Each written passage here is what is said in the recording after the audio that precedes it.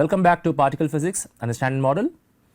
This is lecture 48, and in the last class we finally got done with all the nice bits about the Standard Model. We finally finished deconstructing the Standard Model.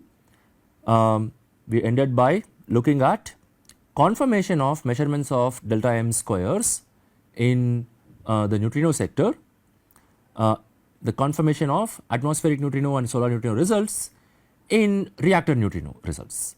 Okay. And in particular we took the results from the CHU experiment in France, which measured the probability of retrieving an electron neutrino as an electron neutrino again after propagation, and they set bounds on the plane of delta m square and sin square 2 theta, which are the unknown Lagrangian parameters, right, Lagrangian derived parameters. And at various base lengths they did this experiment, they kept varying the base length, tried to measure the probability, and the result was that they were able to set a bound with the correct behavior that you expect that was consistent with the atmospheric and solar neutrino measurements. Okay. And then we looked at the names of some of the other experiments that do all sorts of neutrino oscillations. We talked a bit about the anomalies that they are seeing and why this is an exciting field, and finally we thought a bit about whether quarks actually oscillate or not. The short answer is no, because they immediately decohere by interacting with the environment. Okay. Any coherent superposition that you can write down of the flavor eigenstates would immediately decohere, okay, upon propagation.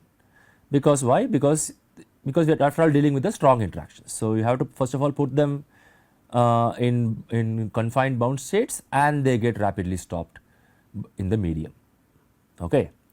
And then we turned over to a new chapter in our course, which is dealing with relativistic kinematics, okay, which will lead on to collider physics and all sorts of very interesting things.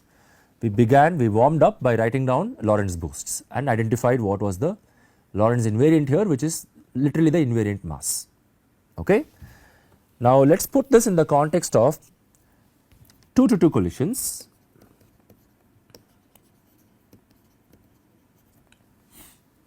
What do we mean by that? Let us say I have, okay, now this is something like a Feynman diagram. Okay. So I have a particle P1 and a particle P2. You do not have to think of this as a Feynman diagram really, actually it is actually happening in real space. Okay.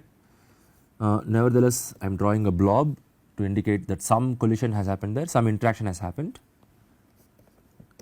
and you get 2 outgoing particles with momenta P3 and P4. Okay. Now how do I write the momentum transfer here?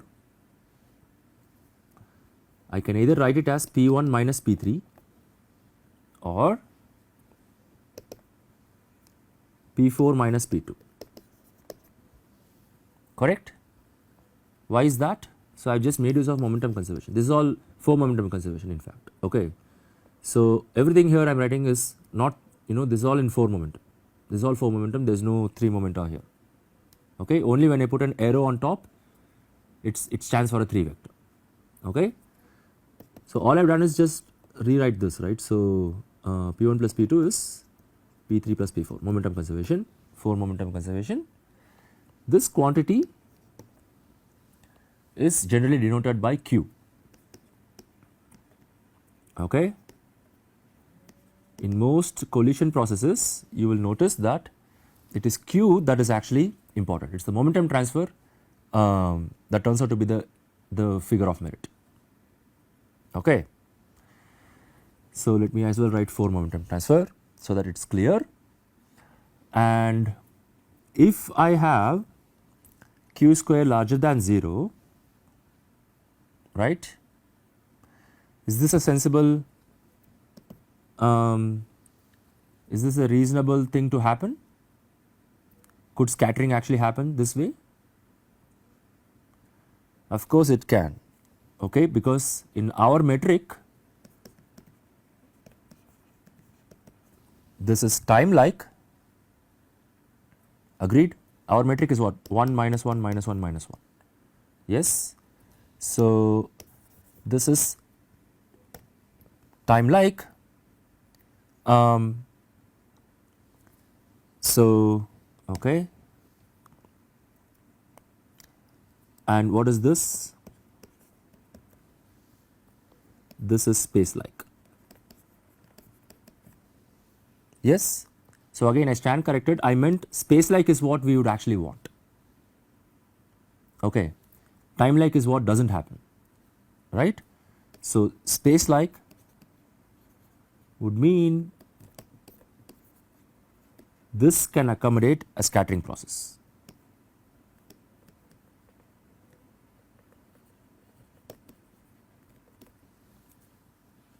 Okay. So, think of the light cone Tx.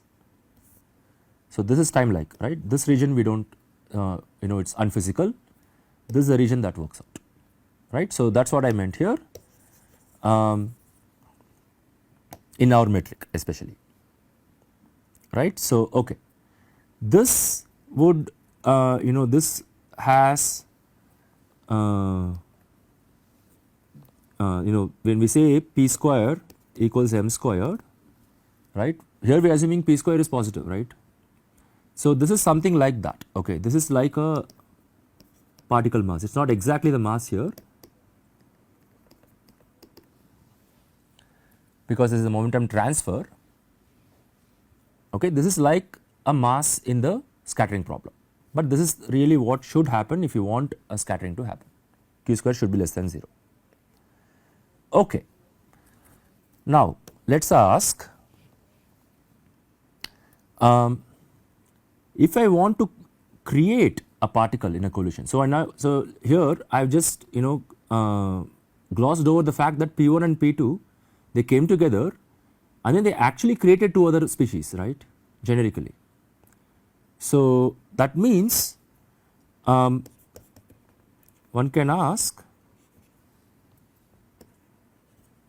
how much energy was available to create those particles, right. If they came in almost at rest and then the final state particles happen to be much heavier, you are not going to create them, right, intuitively. So, we can try to quantify this, okay. Create particles in a collision, and let me draw one more picture to show this a bit more intuitively, okay. So, what I am drawing here is the initial state of the collision. A and B are 2 different species that are coming in. So, now you see I have drawn them coming in from slightly 2 different directions, right, because that is a bit more intuitive to what I want to say. Then I ask what is the total momentum, 4 momentum squared of course in this case in this initial state. What is that? That is nothing but the total energy of the initial state minus the total momentum of the initial state, but here I am talking about 3 momentum, that is why I am putting a vector sign. Okay. So, what is this? If I expand, I get a E squared minus PA squared, that is an MA squared, and then EB squared minus PB squared, that is an MB squared. Then I have all these other cross terms, right. So, I have 2 EA EB minus PA dot PB. Good. Let us give this equation a name, okay, because we are going to keep using this in this lecture. I am going to call this equation equation star, equation asterisk if you want, okay. Now, let us say I want to create a particle, okay, of mass m. In fact, I want to call it mass mc. Why? the particle that species I am going to call it C. Okay. Would you agree now that this would imply I want the initial momentum squared to be larger than mc squared, yes, larger than or equal to, right. So, that is my condition, and let us see how this condition is satisfied in various situations. Okay. Not only that, this applies to any number of particles in the final state, right.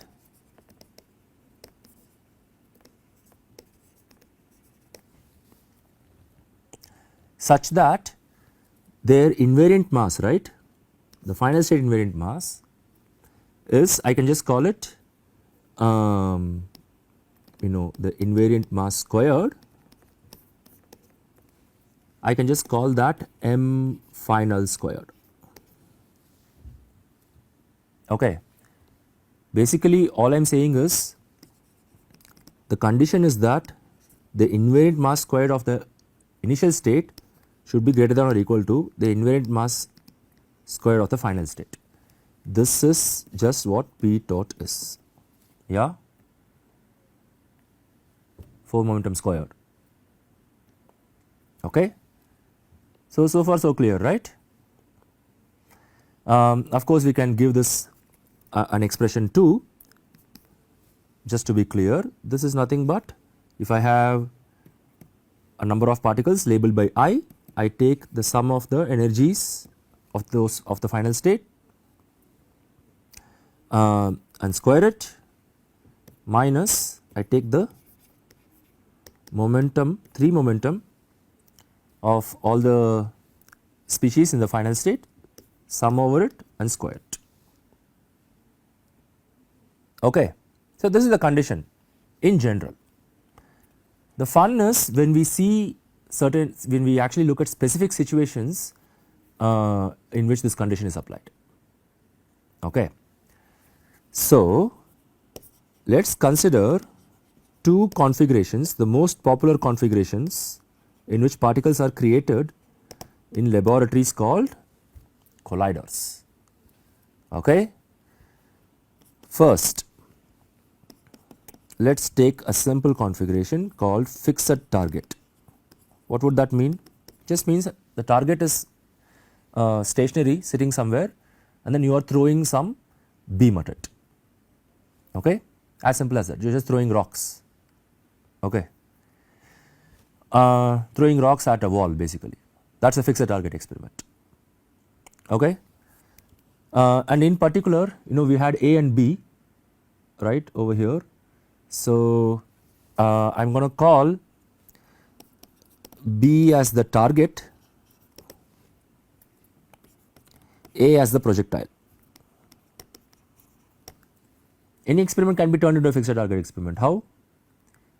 You just go to the rest frame of one of the colliding particles. So, in this case, this picture is in the lab frame A and B, what you are seeing here. If I go to the rest frame of B, then in that frame B is stationary, and so it is a fixed target experiment. A is a projectile now. Okay, that is all we are doing actually. That would imply that in my master formula, right, remember this is the master formula over here, the star equation. Let me just keep that around so that we can see what is going on. In that formula I set PB to 0, and what is EB? That is just the mass, the rest mass if you want. Okay. What would that imply for the invariant mass squared of the initial state, or P square total? So, I am just going to import that from here. So, MA will remain MA, MB will remain MB, but EB is now MB and EA remains EA, whereas the PA dot PB term goes to 0. right, because PB itself is 0. Yeah. Okay. Now, what is the implication of that? Let us look at one particular case where your A is accelerated to such high speeds, okay, such high speeds that your EA is much larger than either mass in the problem. Okay. To give an example, let us take some proton beam which I am accelerating it to say 10 GeV, and then I am hitting protons on protons. So, MA is 1 GeV, MB is also 1 GeV, so I can neglect it basically. Basically in this problem it is as though the beam and the target particles are massless. Okay. So, that would imply I can neglect the first two terms, right, so that I can write P square total as just MB times EA. Okay. So, let us keep this in mind. Okay, that is for fixed target. So, let me call that equation 1. Okay, because I want to compare this with yet another configuration which is a head on collision between the particles. Okay. Now, in this case I am going to make the lab frame the same as the center of momentum frame, or put differently I am just going to go to the center of momentum frame. Okay. Either way, however you want to think about it. Okay. So, I want to go to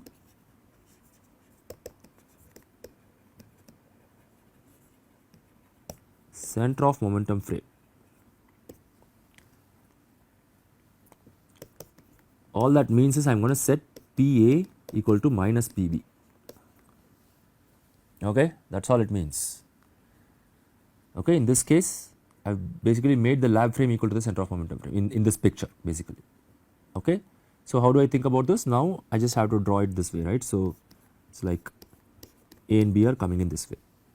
So, over here B was just sitting around and then A was hitting it.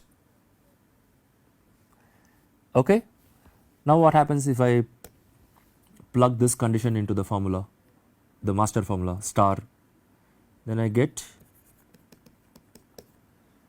P tot squared equals, once again I have MA squared plus MB squared.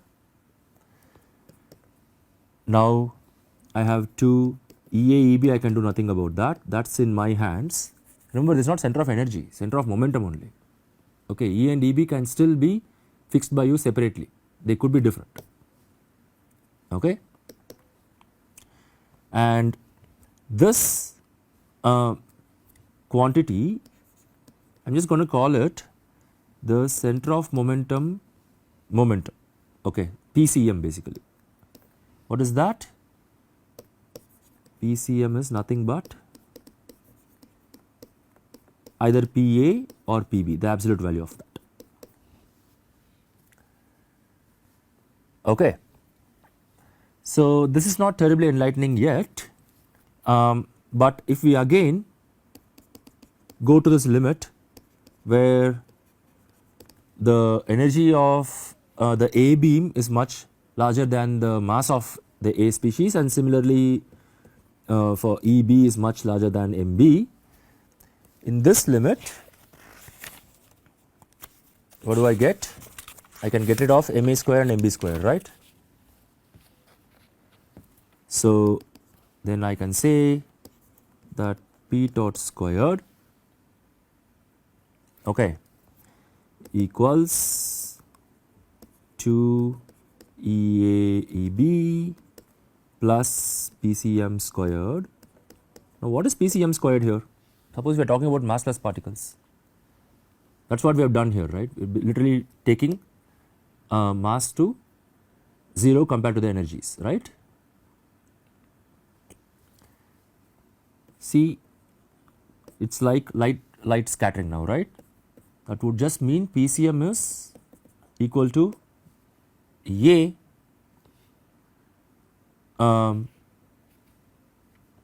and if I am considering the center of momentum frame, since the two momenta are equal, that would also mean the two energies are equal, right? And I might as well call it E.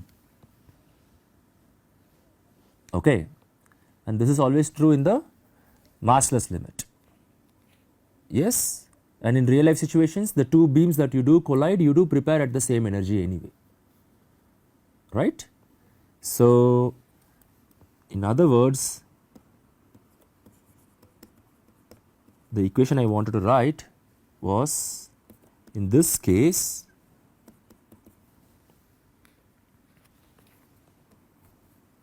it's just 4E squared. Agreed? E square from the first term, E square from the second term. So, that is a 2E square multiplied by 2. Okay. So, we are going to now compare situations 1 and 2. Okay. And before we do that, we are going to give a little more interpretation to this P tot squared to really understand what that is. Okay. So, we just said that is the initial state invariant mass squared, right? What is one other way to think about this? In the center of momentum frame, right, this is nothing but EA plus EB the whole squared in the center of momentum frame. Agreed? That is what it is, right. So, because why? Because if I take the, you go back here, we started out here, this term basically has gone to 0, right, this term in the center of momentum frame, right. So, in any situation, whether it is fixed target or center of momentum head on collision, this P tot squared can always be thought of as the total energy available in the initial state squared, of course, in the center of momentum frame. Even if it is a fixed target, you can always shift to the center of momentum frame. You can always boost to that frame and think of this as the total energy available in that frame, right. And that is the energy that you need to put in that frame, of course, in order to create the particles that you want. Okay. So, this gives us some physical meaning for how much energy we need to actually put in the process, how much energy needs to be there in order to create the final state particles. Okay. Now, in that light, I am going to rewrite 1 and 2, the equations 1 and 2, that tells me that the total energy in the center of momentum frame is, so I am now taking square root of all those equations, okay, would be 2E, see 4E squares, the square root of that is just 2E for head on collision, and what was it for fixed target? So, it was 2 MBEA, right, but now I am taking the square root of that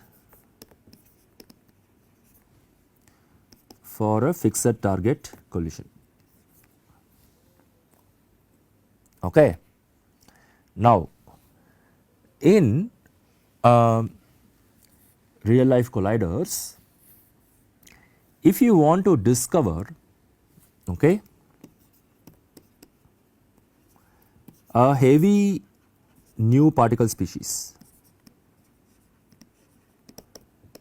okay, which configuration would you pick over here by looking at this? I would pick the head on collision configuration. I would pick using a detector where I have beams on both sides and I collide them head on. Okay, that is what I meant by you make the lab frame equal to the center of momentum frame in your configuration itself.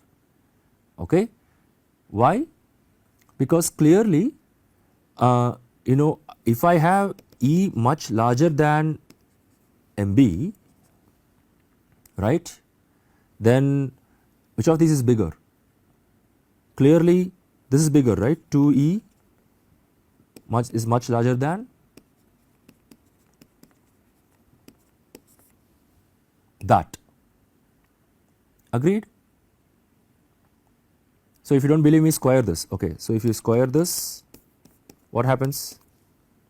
I get 4E square much larger than 2MBE again.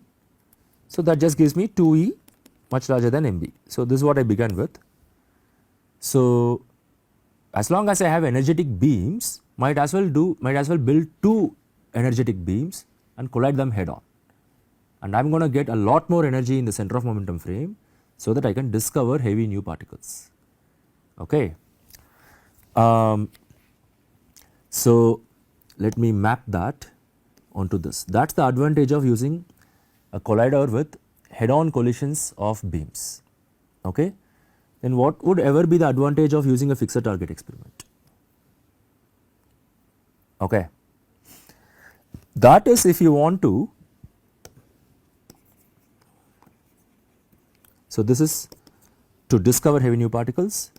This is to produce many light particles, because if you do not care about going to higher energies, okay, by light particles I mean pions, neutrinos, muons and so on. Okay, we talked about all these neutrino beams for neutrino oscillations and all that, right? Where did they come from?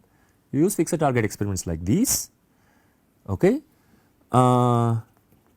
to study them, to study the decay products, oscillations and so on, because they are basically cheaper. You do not need to invest in two different beams, you just need one beam, some target, okay. So they are more efficient and you can produce a lot of particles this way. Okay, you do not need to build a proper large circular collider. So over here this configuration is exactly what corresponds to, let me call it a colliding beam accelerator. You need to accelerate them to very high energies, right? So sometimes just call collider. To me both are colliders, but people generally use the word collider for more commonly use the word collider for the first configuration, okay, head on collisions. All right. So let me wrap up this lecture by giving a couple of names for these two configurations. The efforts that people put in to build this kind of stuff, it is known as the energy frontier in particle physics or collider physics. Why? You build two beams with higher and higher energies, you prepare two beams with higher and higher energies and you are basically increasing the energy reach of particle physics by going to higher energies and trying to produce newer and newer particles, right. So that is the energy frontier. This one is called the intensity frontier. Why is that? Because here you can produce a lot more particles. You cannot produce newer particles, okay, not generally, but since you have a beam you can run it for a very long time and you just produce many more pions and neutrinos and whatever hadronic showers. So that gives you a lot of statistics to deal with. Basically here you are talking about intense beams, okay. So one comes at the cost of another. So both are equally important to push the frontiers of particle physics, okay. So I leave you here and in the next lecture we will take up some examples of these frontiers and move on to cross sections, decay rates and things like that. All right. Okay, I leave you here. Thank you. See you in the next class.